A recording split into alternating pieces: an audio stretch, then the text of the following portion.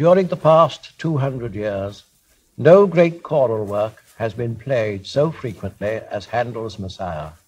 Yet it is safe to declare that during the last 150, there cannot have been anywhere more than a handful of performances of full artistic integrity. There are two main reasons for this unfortunate fact. Firstly, the general misunderstanding of the nature of Handel's music, a problem with which I do not here intend to deal. And secondly, the continued refusal on the part of those responsible for the giving of his music to observe Handel's own wishes respecting the conditions of its performance. Although our composer had at his disposal, for certain exceptional occasions, large executive forces, numbering sometimes hundreds of performers, he could seldom command for the ordinary representation of any of his 40 oratorios, more than 70 or 80 in all, this number being made up of singers and players in fairly equal proportions. But during the 50 years that followed his death, the societies devoted to the practice of choral music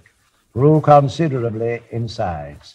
and by the turn of the century, the large chorus as we know it today had established itself permanently in every town of consequence in Great Britain and Germany. The prime ill effect of this choral growth was the disappearance of the perfect balance between vocalists and instrumentalists under the old Handelian scheme, since there was now to be found a body of 200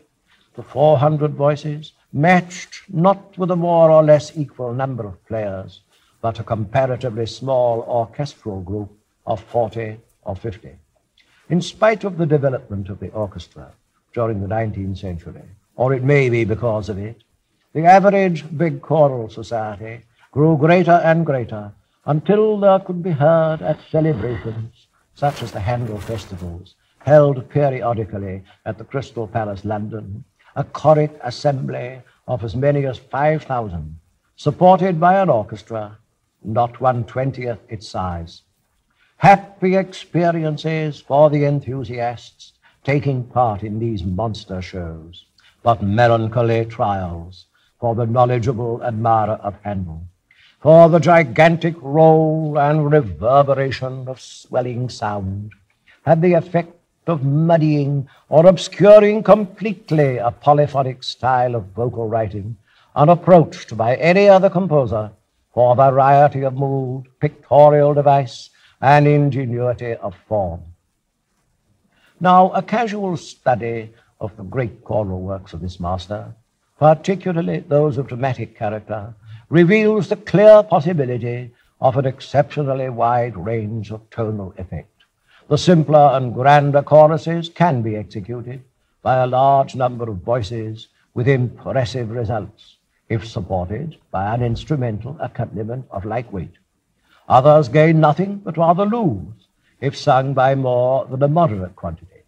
And this is especially the case with those of the lighter sort, where the parts contain florid passages demanding some ease or agility of execution.